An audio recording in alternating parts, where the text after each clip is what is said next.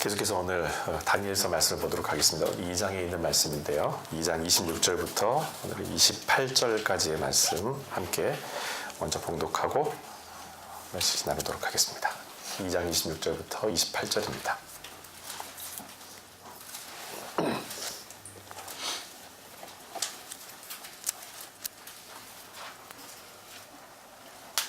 다 같이 26절, 8절 함께 봉독하겠습니다.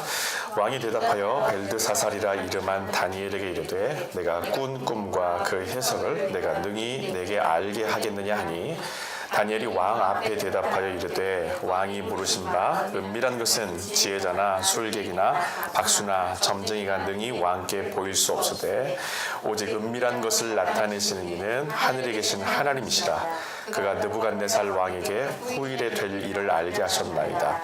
왕의 꿈 곧 왕이 침상에서 머릿속으로 받은 환상은 이러하니라. 아멘. 아멘. 여러분, 밴쿠버에 이민 오셔서 달라진 게 뭐예요? 많은 변화가 있으셨을 겁니다. 밴쿠버에 이민 오신 다음에 여기서 이제 새로운 삶을 살아가시면서 또 한국에서 시집으로 오신 분도 또 우리 지연 집사님, 수입품이죠. 최고급 수입품입니다. 명품이죠. 밴쿠버에 이민을 오게 되면 참 많은 변화가 생겨요. 저에게 있어서 변화가 무엇이냐고 저는 물으신다면 저는 늘상 하는 얘기가 있습니다. 저는 밴쿠버 와서 하나님의 말씀을 깊이 묵상할 수 있는 습관을 들일 수 있었던 것이 저는 밴쿠버예요. 한국의 사역의 속도로 봐서는 밴쿠버는 상당히 느립니다. 템포가 상당히 느리는 것은 사실이에요. 그런데 그렇게 템포가 느려지면서 저에게 공간이라는 것이 생겼어요. 한국에서는 하나님을 묵상하고 그 말씀에 깊이 들어가고 그 말씀 가운데서 내가 내 자신을 갈등하고 내 자신을 부딪히는 시간들이 사실은 없었습니다. 그냥 보여지는 것을 일하고 내게 맡겨진 것을 일하면서 열심히만 달려가게 되면은 집에 오게 되면은 지치긴 하는데 뭔가 성취감은 있어요. 근데 밴쿠버에 와서 사실은 그런 만큼의 교회에서 사역을 저한테 푸시를 한 적이 한 번도 없습니다. 오히려 주님 주신 마음으로 사역이 일어나게 할 수 있도록 환경을 만들어줬어요. 문제는 이것을 우리가 잘못 생각하게 되면 좋은 말로 표현하면 이것이 여유가 될 수 있으나 잘못 이것을 오해하게 되었을 때는요, 이게 게으름이 될 수 있다는 거예요. 여러분, 하나님께서 우리에게 계속해서 분주하게 달려가는 시간 가운데에서 어느 한 지점 가운데 약간 쉼표를 주실 때가 분명히 있습니다. 어떤 우리가 환경 가운데서 정말 이 타이트한 환경 가운데, 영적 환경 가운데 살아가다가 갑자기 여러분이 아마 그런 순간들을 만나게 될 수가 있어요. 이게 뭔가 다 풀려가요. 일이 잘 풀려가고 뭔가 평안이 와요. 여러분, 그때 어떻게 하시겠습니까? 그 환경을, 그 공간을. 여러분, 이때가 주님을 만날 수 있는 시간이에요. 깊이 주님을 묵상할 수 있는 시간이에요. 밴쿠버에 젊은이들이 많이 오죠. 단기로 이렇게 와서 공부하거나 여기서 이렇게 온 친구들을 보게 되면은 아마 다 아실 거예요. 똑같이 하는 얘기. 지루하다, 놀 곳 없다, 심심하다, 한국 가고 싶다, 외롭다 등등. 여러분, 만약에 우리에게 지루하다, 심심하다, 놀 게 없다, 그 시간을 한꺼번에 모아보십시오. 그 시간을 여러분 어디다 쓰면 좋을까요? 저는 이건 기회라고 봐요. 그 심심한 시간을 주신 것이 우리에게 기회예요. 그 공간을 우리에게 허락하신 것도 그 힘입니다. 어쩌면은 저와 여러분에게 다시 오지 않을 쉼표가 될 수 있어요. 하나님을 깊이 묵상함으로 그 묵상의 삶이 우리 삶을 움직일 수 있도록 만드는, 하나님께서 우리를 만나시는 우리만의 공간을 하나님께 주시는 유일한 시간이 될 수 있다는 것입니다. 그런 삶이, 그런 말씀이 저 개인한테는 삶의 어떤 방향과 속도를 이끌어가는 내비게이션이 되어서 지금도 그런 말씀 가운데서 열심히 뭔가를 하는 것보다는 더 주님 앞에 나아가는, 제가 여러분에게 금요일날 우리 집회 때, 저녁 집회 때 제가 말씀드린 게 있죠. 여러분, 우리의 일이 뭔가요? 우리의 일이. 조은 집사님, 우리 일이 뭐라고 그랬어요? 예수 그리스도라고 그랬죠, 우리가. 그렇죠? 목회가 아니에요. 제 일이 목회가 아니고요. 제 일은 예수 그리스도예요. 저와 여러분의 일은요, 예수 그리스도예요. 그분이 우리의 일이 되고요. 그분이 우리 삶이 되는 거예요. 새로운 환경을 여러분 접하게 되면 바꿔야 하는 것도 있고 바뀔 수 있는 것도 무지 많습니다. 우리가 환경에 적응한다는 말을 사용할 때 반드시 전제하는 것이 하나 있어요. 그게 뭐냐면 변화와 적응 가운데에서요, 반드시 필요한 기준이 있어야 된다는 것입니다. 변화와 적응이라는 것은 반드시 이 기준을 따라가게 되어 있어요. 어떤 기준을 가지고 내가 변화하느냐, 어떤 기준을 가지고 내가 여기 적응하느냐, 이 기준이 중요하다는 것입니다. 여러분은 환경이 달라지면 무엇을 걱정을 하세요, 보통? 새로운 환경에 들어가게 되었을 때 그냥 잠깐 놀러 가는 거 말고 내가 어떤 새로운 환경에 처해졌을 때 가장 먼저 여러분들이 두려워하거나 걱정하는 것이 뭡니까? 제가 이렇게 한번 생각을 한번 해봤어요. 다니엘과 세 친구들이 지금 바벨론에 끌려갔습니다. 바벨론에 끌려가서 이 다니엘과 세 친구들이 포로로 끌려갔는데 그 친구들이 거기 가서, 죄송합니다, 이미 연세가 많으신 분들인데 자, 그 친구라고 해서 그분들이 그곳에 들어가서 걱정하는 게 과연 무엇이었을까? 그분들의 고민은 무엇이었을까? 새로운 환경 가운데서 그들이 고민하고 그들이 갈등해야 되는 것들은 무엇일까? 음식일까요? 재능일까요? 자기가 지금까지 자기 나라에서 쌓았던 어떤 그런 커리어일까요? 자격증일까요? 언어일까요? 나 바벨론 말 잘 못하는데. 나 여기서 밴쿠버 살긴 살았는데 영어 잘 못하는데. 자기가 지금까지 꾸었던 꿈일까요? 본국에 있었으면 분명히 이 꿈을 이 정도로 이루었을 수 있을 텐데 여기 끌려와가지고 나 다음 내 꿈이 다 산산조각이 났네. 꿈일까요 과연? 언제 돌아갈 수 있을까 집에? 귀향에 대한 어떤 막연한 두려움일까요?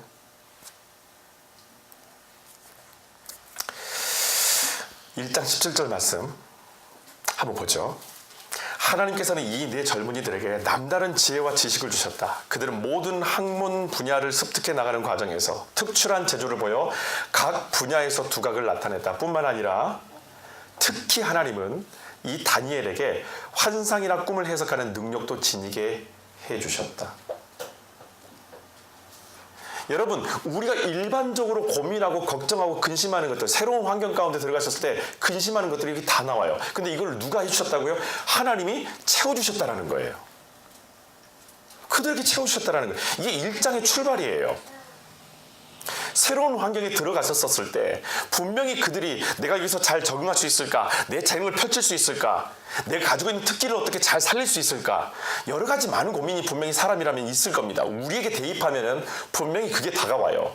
그런데 오늘 하나님께서라고 그랬어요. 하나님께서 이 네 젊은이들에게 남다른 지혜와 지식을 주셨고 거기에서 주는 가르치는 학문을 분별할 수 있는 지혜까지도 그들에게 주셨다. 특히 다니엘에게는 꿈을 해석할 수 있는 능력도 주셨다. 다시 말하면 환경이 변해서 내가 던져진 곳이라 할지라도 그곳에서 하나님이 나를 채우셨다라는 얘기예요. 여러분, 다니엘과 세 친구들의 가장 큰 도전은 이것입니다. 내가 지금 있는 곳이 어디가 되었든지 간에 상관없이, 내가 바빌론이 되었든 아니면 내 동네가 되었든 내가 살고 있는 내가 익숙한 곳이 되었든 어떤 곳이 되었든 간에 상관없이 내가 하나님의 음성에 민감한가? 내가 하나님의 음성에 민감한가? 여러분, 우리가 휴대폰을 갖고 다니니까 어느 그 낯선 건물이라든지 어떤 병원에 가서 대기하는 시간이 길어지게 되면은 자연스럽게 우리가 찾는 게 뭡니까? 와이파이를 찾아요. 그죠? 네. 여기 와이파이 있어요? 물어보죠. 내가 어느 곳에 있든지 간에, 내가 어느 환경에 처해 있든지 간에 우리는 와이파이를 찾는 것처럼 내가 예수 그리스도를, 그분의 임재를 내가 구하고 찾고 있는가? 다니엘의 고민은, 가장 큰 고민은 이거예요. 내가 어느 환경에 있든지 간에 내가 그분을 찾는 거예요. 그분의 말씀을 기대하는 겁니다. 다시 말하면 내가 지금까지 무엇으로 살아왔느냐가 참 중요했다라는 거예요. 어느 환경에 살아와서도 내가 무엇을 통해서 지금까지 내 삶의 의미가 있었는가? 무엇을 통해서 내가 살아왔는가? 여러분, 이 사람들은요, 선조들로부터 지금까지 주셨던 그 하나님의 말씀을 늘상 순종하며 살아옵니다. 언제든지 귀를 기울였고 앞으로 어떻게 이르실지 들을 준비를 늘 하고 있었던 사람들이 다니엘과 바로 이 세 명의 친구들이었다는 거예요. 단지 그들은 하나님의 말씀에 민감했을 뿐인데 그 결과는 놀라운 방향으로 흘러갑니다.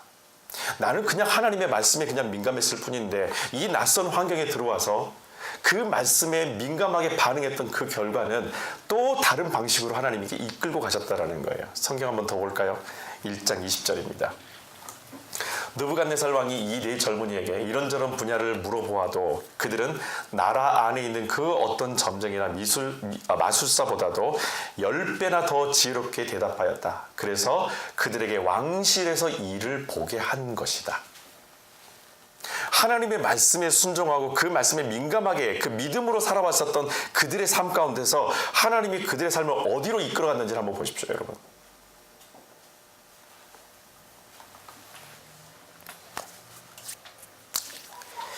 여러분, 말씀에 민감한 다니엘과 이 세 친구들을 하나님께서 보내신 곳은, 잘 보셔야 돼요. 20절에 있는 말씀을 잘 보셔야 됩니다. 왕실이라고 말하면은 그거는요 50점이에요.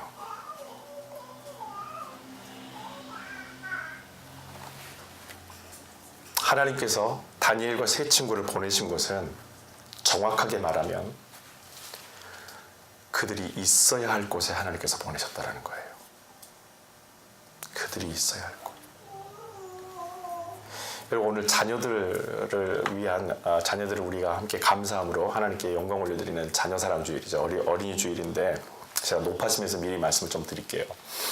댁에 가셔서 아이들에게 이렇게 그 말씀을 혹시라도 이렇게 나누면서 야, 오늘 목사님이 하나님 말씀 잘 듣고 하나님 말씀 잘 순종하게 되면 다니엘과 세 친구들처럼 왕실의 방 하나님께서 높은 데 존귀한 데 올려 보내시고 너희들 잘 되게 하실 거야.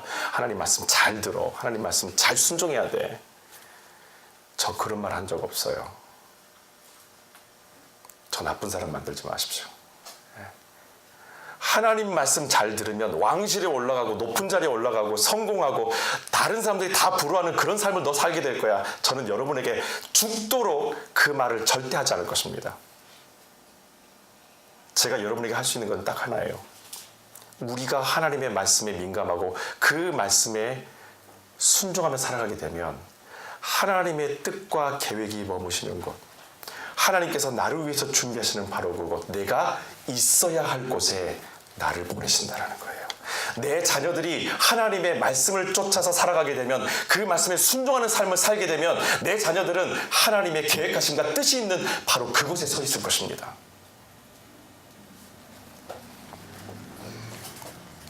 하나님은 당신의 말씀에 민감한 사람을 하나님의 뜻이 이루어지는 바로 그곳에 세우시는 것이, 그것이 하나님께서 하시는 일이에요. 여러분, 일반적으로 크리스찬들도 마찬가지인데 그 사람이 어디 있느냐에, 이 장소에 상당히 민감하고 거기에 관심을 두는 사람이 무척 많아요. 그 사람 뭐 한대? 그 사람 직업이 뭐래? 그 사람 어떤 직책에 있대?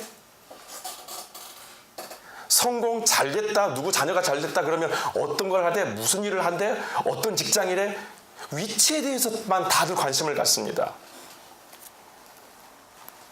왕궁이면 성공이고, 만약에 왕궁이 아니면 아직 응답받지 못한 사람으로 스스로를 막 자꾸 자책을 해요. 하나님, 여기는 아직 최종 응답이 아닌 거지요? 하나님, 제가 응답받길 원하는 것은 이게 아닌 것 같은데 아마 더 있죠? 숨겨놓으셨죠? 여러분, 이렇게 하나님의 계획하심이 있어서 다니엘과 이 세 친구들이 보냄받은 곳이 바로 있어야 할 곳이 왕실입니다. 근데 여러분, 이 왕실에서 왕이 잠을 설치게 만드는 엄청난 사건이 일어나게 돼요. 그게 꿈이에요. 이 느부갓네살 왕이 잠을 자는데 꿈을 꾸었는데요, 잠을 이루지 못할 만큼 너무 충격적이고 두려운 꿈을 꾸게 됩니다. 그래서 모든 이 나라에 있는 이 꿈을 해석할 수 있는 역할들을, 그런 일들을 할 수 있는 전문가들을 다 불러 모아가지고 왕궁으로 불러 모아서 그들에게 제안을 해요. 너희들 이거를 풀게 되면 내가 엄청난 내가 상을 베풀겠노라. 근데 딱 한 가지 이 느부갓네살 왕이 조건을 제시하는 것이 있어요. 꿈 해몽만 하는 것이 아니라 내가 무슨 꿈을 꿨는지도 너희들 말해야 돼, 이거예요. 이게 무슨 말이에요, 이게? 제가 성경을 읽으면서 이런 황당한 왕이 어딨나, 갑질을 해도 유분수지. 에? 꿈이라도 얘기나 해주고 해몽이라도 조금 요구하든지, 아니 꿈이 무엇인지도 맞춰야 되고, 그리고 그 꿈에 대한 해몽까지도 맞춰야 되고. 여러분, 이렇게 했었을 때 사람들이 그러면 어떻게 반응할까요? 당연히 불가능하다고 하죠. 성경이 누군지는 모르겠지만 왕에게 그대로 말합니다. 못합니다 이거. 그랬더니 왕이요, 뿔이 난 거예요. 성경에 보게 되면 12절에 보면 이 왕이 불가능하다라고 말하는 이 사람들을 향해서 이 말을 딱 듣고 나서 이렇게 반응합니다. 바벨론 안에 있는 모든 현인들을요 전부 다 죽이게 만드는 거예요. 거기 나와 있는 그 부름받은 사람들, 그 전문가들만 죽이는 것이 아니라 그 나라 전체 안에 있는, 소위 말하면 무엇인가를 풀어낼 수 있다고, 지혜롭다고, 뭔가 좀 알고 있다고 말하는 모든 현인이라는 사람들, 지혜롭다고 말하는 모든 사람들 다 죽여버리겠다라는 거예요. 그게 계획이 아니라 실행입니다. 여기에 누가 포함되나요? 다니엘과 세 친구가 포함되어 버리는 거예요, 지금. 여러분, 이것을 알고 다니엘이 느부갓네살 왕에게 가서, 왕이시여 저에게 시간 조금만 주십시오. 말미를 조금만 주시면은 제가 당신이 원하는 대로 그 꿈이 무엇인지, 그 꿈의 의미가 무엇인지를 제가 다 말씀드리겠습니다. 왕이 그걸 승낙을 해줘요. 근데 여러분, 우리가 여기서 놓치지 말아야 될 한 가지 사실이 있습니다. 다니엘이라는 사람이 지금 이 꿈 해몽과 관련되어 있는 일을 이렇게 자기가 해보겠다고 나가셨을 때, 여러분, 다니엘이 원래 직책이 이게 아니라는 겁니다. 이 사람은 마술사도 아니고 점술가도 아니고 점성가도 아니에요. 자기 원래 직책에서 완전히 벗어나 있는 일을 지금 하고 있는 거예요. 근데 이게 가능한 게 무엇입니까? 하나님의 말씀을 좇아서 살아감을 통해 하나님이 그에게 부어주신 능력이 있었기에 다니엘은 이 일들을 해보겠다고 말하는 거예요. 문제는 다니엘이 그 자리에서 곧바로 맞춘 것이 아니라 자기에게 말미를 달라고 그래요. 왜요? 하나님의 말씀을 기다리는 시간이 필요했기 때문에 그래요. 하나님이 내게 그 능력은 부어주셨으나 다니엘이 지금 하나님 앞에 다시 한번 묻겠다라는 거예요. 하나님, 무엇입니까? 그리고 무슨 뜻입니까? 말씀해 주십시오, 하나님. 여러분, 다니엘의 삶을 우리에게 믿는 사람이 어떤 낯선 환경에서 버텨내는 방법이 무엇인가를 제시하는 것이, 그런 얘기를 하는 것은 아닙니다. 이렇게 하면 이런 낯선 환경에서, 어려운 환경에서 여러분 버틸 수 있습니다. 이겨낼 수 있습니다. 승리할 수 있습니다. 여러분, 이 상황을 선교적으로 끌고 가는 것, 다시 말하면은 하나님의 뜻과 계획은 모든 열방이 하나님의 통치 앞에, 하나님의 그 주권 앞에 엎드리는 것, 하나님의 그 살아계심을 그들이 경험하고 주님께로 돌아오게 하는 것이, 그것이 하나님께서 계획하신 바고, 그 계획하신 바를 위해서 다니엘은 왕궁에 가 있는 거예요. 여러분, 다니엘이 이 상황 가운데서 취한 행동이 뭡니까? 그는 기도하고 말씀을 기다려요. 기도하고 말씀을 기다린다.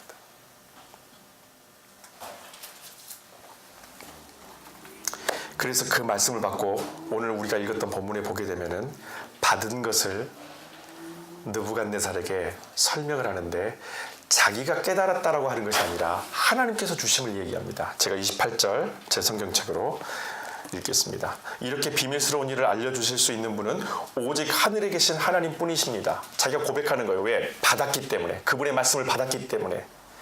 오직 하늘에 계신 하나님 뿐이십니다. 그렇습니다. 그분께서 느부갓네살 임금님께 앞으로 어떤 일이 일어날 것인가를 보여주신 것입니다. 그러면 임금님께서 꾸신 꿈을 말씀드리겠습니다 하면서 이야기가 시작되는 것이 29절부터 우리가 잘 알고 있는 바로 꿈에 대한 이야기예요. 여러분, 우리가 왜 말씀을 따라 살아야 하는가? 분명한 이유가 있습니다. 왜 말씀인가? 여러분, 우리는 과거로 시간을 떠나서 살 수 없는 존재입니다. 뻔한 이야기죠. 우리가 분명히 후회되는 일들이 있어요. 인생을 살아가면서 야, 그때 참 후회됐어. 그때로만 돌아가게 되면 내가 여기서부터 좀 잘못한 걸 한번 고쳐보고 싶어. 내가 이렇게 한번 해보고 싶어. 제가 여러분에게 부끄러운 얘기 하나 할게요. 아, 이건 편집이 안 되나 모르겠네. 며칠 전에 금요 예배 끝나고 나서 집에 가다가요, 딱지 하나 먹었어요. 스탄날이 안 서가지고.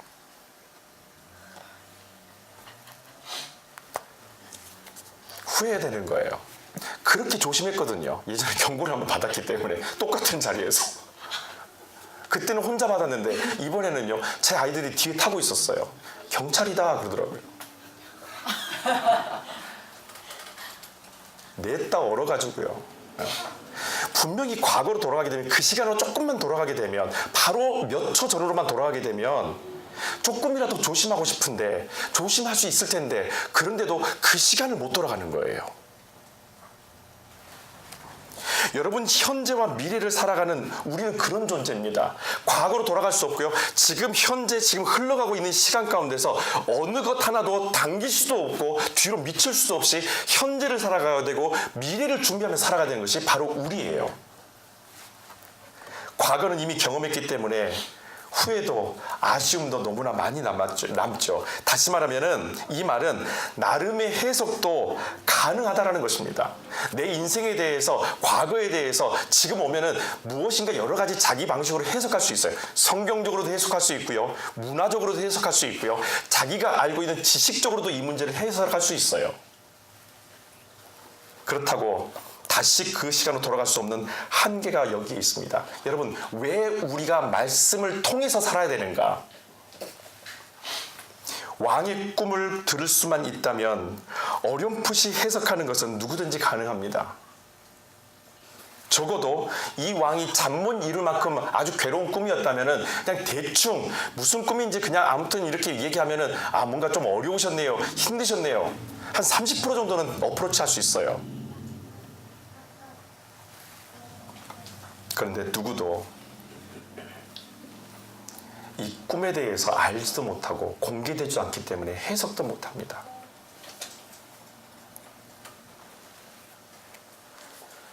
아마 여러분들도 느부갓네살 왕의 처신이 전혀 이해가 되지 않을 겁니다. 맞습니다.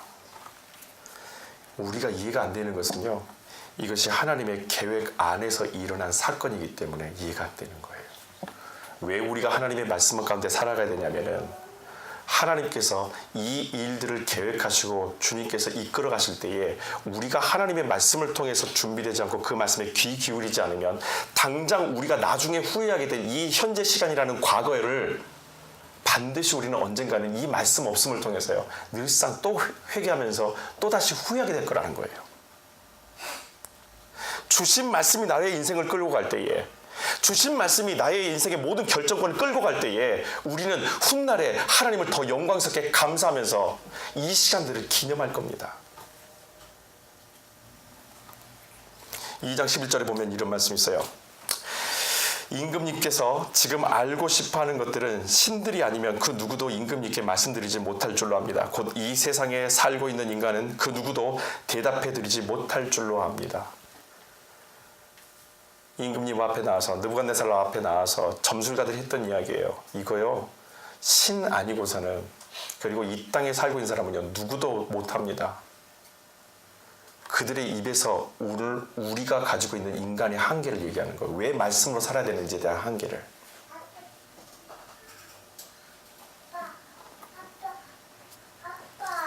오직 말씀으로, 오직 하나님의 말씀으로 살아야 될 분명한 이유가 이겁니다. 그분이 아니고서는 알 수가 없어요. 자기의 일이라 할지라도 그분이 말씀해 주시지 않으면요, 우리는 몰라요.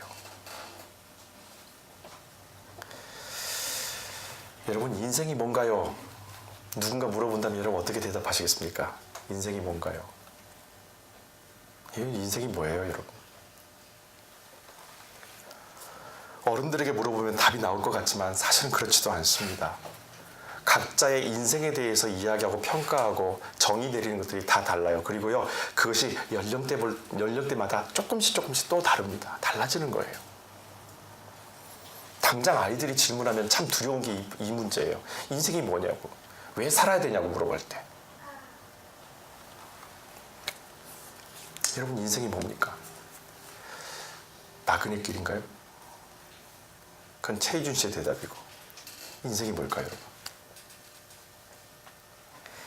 대답이 어려운 게 당연한 거예요. 이거 마땅한 거예요. 이게 부끄러운 것이 아닙니다. 우리는요, 인생이 뭔지에 대해서 대답할 수 있는 어떤 지식이 없어요. 어떤 능력도 없어요.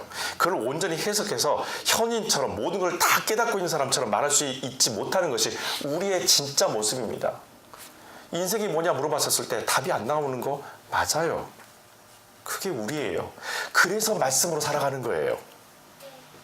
답이 없이 살아가는 우리들에게 인생이 무엇인가를 답을 가르쳐 주시고 그 인생이 무엇인가를 깨닫게 하시고 경험케 하시는 분이 여호와 하나님이시라는 거예요. 그분의 말씀을 통해서 오늘 내 삶이 겪고 있는, 내가 부딪혀야 될 이 모든 것에 대한 의미를 깨닫게 하시고 계획을 깨닫게 하시고 그 하나님의 길에 서게 하시고 그 하나님의 말씀에 순종케 하셔서 어떤 환경에 던져줘도 그 환경이 두려운 것이 아니라 하나님의 말씀에 민감하냐 민감하지 않느냐를 꿈꾸고 생각하는 삶으로 살아가는 것, 그런 존재에 대한 기쁨과 존재를 발견함에 대한 환희를 하나님께서 우리에게 주시는 거예요. 여러분, 내가 지금 이렇게 살아가는 이유를 설명해 낼 수 있는 것도 말씀입니다. 우리가 경험한 모든 영적 체험들은요, 반드시 말씀으로 해석되어져야 된다는 거예요. 내가 살아가는 이유도 말씀에 있고 나를 복종케 하는 유일한 권위가 성경에 있습니다. 왜냐하면 세상은 하나님의 말씀으로 창조되었다는 것을 우리는 분명히 신앙의 고백으로 믿고 있고요. 또한 우리는 그분의 피조물이라는 것을 이미 고백하고 따르고 있기 때문입니다. 여러분, 느부갓네살 왕의 명령으로 한순간에 이 바벨론 땅 안에 있었던 현인들이 못 살다간 처지에 처하게 됐죠. 여러분, 이것을 뭐라고 말합니까? 그의 명령을 뭐라고 말하는 거예요? 이걸 권위라고 하는 거예요. 왕의 권위예요. 전혀 우리가 봤었을 때는 불공평합니다. 그런데 왕의 말 이 한마디가, 이 명령 한마디가, 이 권위가 전혀 관계가 없는 사람들, 자기 직책도 아니고 자기 직종도 아니고 전문가도 아닌 사람들까지, 목숨까지도 전부 다 앗아갈 수 있을 만큼의 권위가 이 왕의 입술에, 왕의 말에 붙어 있는 거예요. 결국 이 문제가 해결된 뒤에 느부갓네살 왕이 자기의 이 권위보다 말할 수 없이 높은 곳에 계시는 권위자가 누구신지를 이 왕이 자기 입술로 고백하는 장면이 나와요. 47절 한번 보겠습니다. 찾으신 분이 먼저 한번 읽어주시겠어요? 2장 47절. 큰 목소리로 한번 읽어주십시오.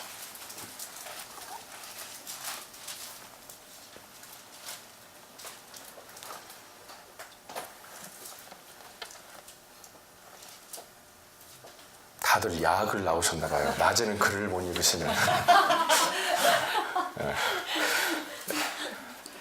한번 읽어주세요.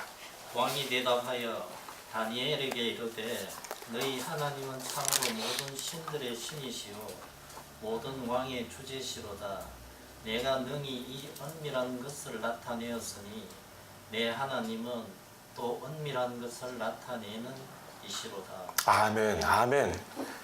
여러분, 느부갓네살의 입술에서 뭐라고 말합니까? 이 권위에 대해서 이야기하는 거예요. 하나님의 권위, 하나님의 말씀의 권위, 너를 통하여서 그 하나님이 나에 대해서 가르쳐 주시고 말씀해 주신 바로 그 하나님의 권위에 대해서 인정해 버리는 거예요. 느부갓네살은 자기의 입술로 사람을 죽이는 데 사용했지만 하나님은 당신의 말씀으로 사람을 살리는 데 당신의 입술을 사용합니다. 왜 우리가 말씀을 봐야 될까요? 거기에 생명이 있기 때문입니다.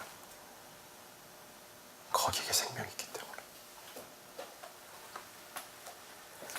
여러분, 시편에서 가장 긴 시편 성구가 뭡니까? 성경 전체에서 한 구절 자체가 시편 119편이죠. 여러분, 119편의 주제가 뭔지 아세요? 이게 말씀이에요. 놀랍죠? 무엇을 노래하냐면 여호와 하나님의 말씀을 노래하는 시편이 119편이에요. 그래서 장대한 거예요. 그분의 말씀의 권위, 그분의 말씀이 무엇인가, 그분의 말씀이 우리의 삶에 있어서 무엇을 말하는가, 그 말씀의 권위에 대해 설명하는 건데, 그 중에 제가 몇 가지만 뽑아보죠. 제가 여러분들이 너무나 잘 아시는 말씀도 포함되어 있습니다. 우리의 행실을 어떻게 깨끗하게 할 수 있을까? 시편에 그렇게 나와요. 119편에 우리의 행실을 어떻게? 주의 말씀으로 깨끗게 할 수 있다. 내 눈을 열어서 주의 율법에서 놀라운 것을 보게 하소서. 여호와여 주의 율례들의 도를 내게 가르치소서. 내가 끝까지 지키리이다. 이 말씀은 나의 고난 중의 위로라. 주의 말씀이 나를 살리셨기 때문이니라. 아멘. 여러분, 이번 한 주간 동안 119편이 상당히 길기 때문에 조금씩 나누기도 좋습니다. 괜찮아요. 한번 119편을 꼭 읽어보십시오. 여호와 하나님, 왜 우리가 오직 말씀으로, 오직 성경으로 살아야 되는가? 왜 그 권위를 따라야 되는가? 시편 119편은요, 왜 말씀인지 우리에게 분명한 이유를 전달합니다. 여러분, 하나님의 말씀은요, 마치 기찻길과 같아요. 보기에는 두 길이 언젠가는 만나는 것처럼 보입니다. 제가 한 번씩 자주 가는 데가 이 반은 마린팍인데, 거기 기찻길이 있죠. 기찻길이 한쪽에서 이렇게 딱 보게 되면, 멀리 보게 되면 뭐 다 알죠. 뭐 이렇게 지금은 이렇게 넓게 있다가 저기 끝에 보게 되면 이렇게 만나는 것처럼 보여요. 여러분, 이게 뭐냐면요, 우리가 우리의 인생을 원근감을 가지고 바라본다라는 겁니다. 내 인생을. 다시 말하면, 지금은 내가 이렇게 곱게 가는 것 같은데 언젠가는 저렇게 만나는 것처럼, 그래, 시간이 끝나면, 시간이 흘러가면 해결되겠지. 언젠가는 저것이 만나겠지. 언젠가는 지금 풀리지 않았던 것이 언젠가는 하나로 만나겠지. 내가 보니까, 그래, 지금은 이런데 저쪽 끝에 보니까는 저게 맞나 보이거든요. 우리가 인생을 자꾸 그런 식으로 봐요. 원근감 있게 봐요. 여러분, 우리는 인생에 대해서 수많은 착시 현상에 이렇게 시달리고 살아갑니다. 이렇게 하면 될 거야. 저렇게 하면 분명히 될 것 같아. 시간이 흐르면 과연 해결될까요? 절대 그렇지 않아요. 내 눈에 보기에는, 여러분, 우리 그 철로가 어딘가에서 만나는 것처럼 보이지만 그것은 내 개인적인 관점의 해석입니다. 철저히 내 개인적인 관점이에요. 하나님의 말씀도 주관적으로 해석하게 되면은 철로는 언젠가 만난다라고 믿게 되는 그런 방식으로 말씀을 해석할 수밖에 없어요. 성경을 읽다 보면은, 그래, 언젠가는 내 거 문제 해결해 주겠지, 그런 식으로 자꾸 보는 거예요. 말씀은 일직선처럼 곧고 우리의 인생과 늘 함께 갑니다. 어느 것 하나라도 방향을 틀면 우리는 우리의 인생에 있어서 탈선을 경험하게 돼요. 하나님의 말씀은 한 곳을 향해서 분명하게 목적지를 향해서 가고 있는데, 한쪽 레일은 가고 있는데, 내가 다른 레일 가운데서, 동일하게 마주보는 내 레일 가운데서 내가 조금 이쪽으로 가고 싶다고 내가 틀게 되면 그때를 우리는 탈선이라고 얘기하는 거예요. 엄청난 대가를 치릅니다. 여러분, 하나님께 말씀은 내가 내 인생의 마지막 종착역이 다를 때까지 내 인생과 함께 갑니다. 그리고 그 위에 내 삶을 얹어놓는 거예요. 하나님의 말씀과 내게 주신 생명의 시간을 같이 얹어놓고 그 말씀을 향해서, 그 말씀을 통해서 내 인생의 마지막 종착역이 어디인지 그 종착역까지 그 말씀과 함께 살아가는 것이 저와 여러분의 인생이라는 겁니다. 나의 달려갈 길과 주 예수께 받은 사명, 곧 하나님의 은혜의 복음을 증거하는 일을 마치기까지 내 모든 움직임과 나란히 뻗어 있는 것이 여호와 하나님의 말씀입니다. 여러분, 니체가 이런 얘기를 했어요. 괴물과 싸우는 사람은 그 속에서 스스로 괴물이 되지 않도록 조심해라. 괴물과 싸우는 사람은 그 속에서 당신 자신도 똑같이 괴물이 되지 않도록 조심하라. 근데 여러분, 니체의 인생은 어떻습니까?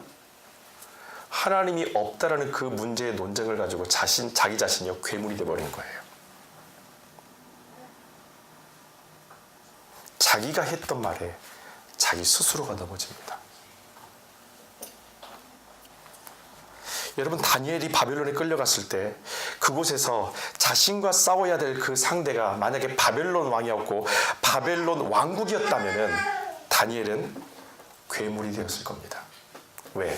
그들에게 저항해야 되고 그 왕에게 저항해야 되기 때문에, 살아남기 위해서 저항해야 되기 때문에 스스로가 아마 괴물이 되었을지도 몰라요.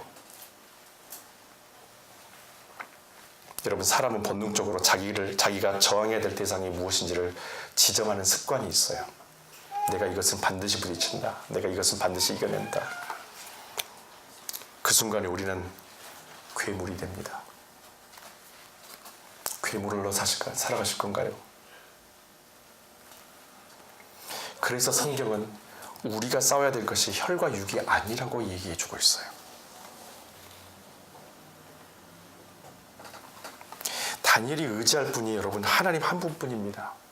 문제는 우리가 유일하게 의지하고 신뢰하는 그 하나님과 갈등을 갖게 될 때가 있다는 겁니다. 그 갈등이 어디서 옵니까? 말씀의 부재에서 오는 거예요. 내 안에 말씀이 없게 되면 그 순간부터 하나님과의 갈등이 시작됩니다. 내가 싸워야 될 대상이 분명히 하나님이 아닌데도 불구하고 말씀이 내게 없으니까 그 말씀의 주체가 되시는 그 하나님과 자꾸 싸우는 거예요. 내 인생의 문제 가지고 책임지라고 싸우는 거예요. 왜 나를 버렸느냐고 책임지라고 싸우는 거예요. 왜? 내게 말씀이 없으니까. 이렇게 예배만 드리면 끝인가? 내게 말씀이 없는데 여러분, 이런 예배가 우리에게 무슨 소용이 있습니까? 또다시 나가게 되면 하나님과 또 갈등을 겪을 텐데. 여러분, 말씀은 우리에게 저항케 하는 이유와 분명한 동기를 부여를 하세요. 왜 내가 그것에 저항해야 되는지, 내가 무엇과 저항해야 되는지, 무엇과 싸워야 되는지 말씀이 우리에게 그것도 다 가르치신다는 거예요. 다만 무엇과 저항하게 하고 그 저항의 결과는 무엇을 가져오는지 분명히 우리는 알아야 된다는 것입니다. 다니엘은 하나님께서 주신 이 말씀을 통해서 바벨론에게 저항을 했는데 그 저항은 사람의 생각과 악한 영의 지배에 대해서는 저항하되 하나님의 뜻과 계획을 무시하려는 자아에 대해서도 또한 저항했던 것이 다니엘이에요. 말씀이 있기 때문에, 그 말씀에 기다림이 있었기 때문에 자기 자신에게 늘상 저항합니다. 내 마음대로 하고 싶은 그 욕심, 내 길대로 가고 싶은 내 마음, 내 것이 옳다로고만 고집피우고 싶어하는 내 욕심, 그것을 말씀 안에 집어넣어서 하나님의 말씀에 비추어서 나를 끊임없이 내 자아를 죽이는 것, 이것이 우리에게 주신 하나님의 말씀으로 주신 내 자아에 대한 저항이에요. 변화와 개혁은 새로운 것을 창조해내는 것이 아니라 제자리로 돌아가는 겁니다. 하나님께서 우리를 왜 만드셨는지 그 이유로 돌아가는 것이, 그게 진정한 변화요 개혁이라는 거예요. 여러분, 종교개혁의 불씨가 어디서 시작됩니까? 종교개혁 자체는 루터지만 사실은 그 종교개혁에 불씨를 붙였던 건 위클리프예요. 모든 사람들이 읽지 못하는, 심지어 사제들도 잘 읽지 못하는 라틴어 성경을 영어로 최초로 번역한 사람이 100여 년 전에 위클리프가 그 작업을 먼저 시작해버립니다. 그러면서 루터가 생각이 깨고 나중에 하나님께서, 성령께서 루터에게 강한 마음을 주셔서 사제였던 루터가 다시 하나님의 말씀으로 돌아가자. 여러분, 우리 삶의 모든 행동과 태도가 말씀에서 비롯돼야 됩니다. 그런데 누군가는 이렇게 반론을 제기할 수도 있을 것 같아요. 말씀을 지키기 위해서 순교한 사람들, 그 사람들 우리가 어떻게 받아들여야 됩니까? 말씀을 지켜가게 되면은 순교보다는 생명, 지금 다니엘처럼 하나님의 말씀을 지켜가는 사람은 생명을 얻는 것이 당연한 것 같은데, 성경에 보게 되면은 하나의 기준을 가지고 두 가지 반응이, 두 가지 결과가 나오니까 우리가 거기서 또 충돌이 생기는 거예요. 자꾸 모순되는 것처럼 보이는 거예요, 성경의 말씀들이. 여러분, 그게 성경의 말씀 가운데서 모순입니까? 순교하는 것은 하나님의 말씀을 제대로 따르지 않은 건가? 순교하는 것은 하나님의 말씀을 제대로 따랐었으면 조금 더 생명이 연장되어야 되는 거 아닌가? 순교에 이르는 믿음으로 살아갈 수 있도록 그의 삶을 하나님께 동행해 주신 것이 말씀이에요. 다니엘은 다니엘이 마땅히 감당해야 될 시간이 있고, 순교자들은 그들의 순교의 시간을 통해서 그들의 모든 것을 다 채울 수 있는 하나님의 영광 가운데 이 시간들을 충만하게 채우는 믿음의 순종과 삶의 결과를 통해 오늘 우리에게 복음이 살아있다는 것을 증거합니다.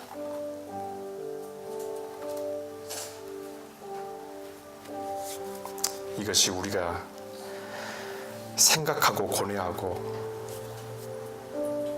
그 질문 가운데 빠지면서 내가 인생을 어떻게 살아가야 될까? 무엇을 기준으로 살아가야 될까?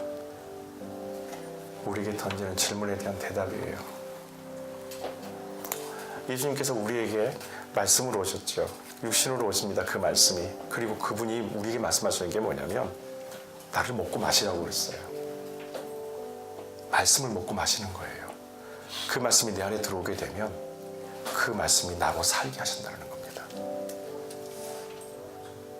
오늘 하나님께서 우리에게 주시는 말씀, 솔라 스크립트라, 오직 말씀으로, 오직 성경으로였습니다.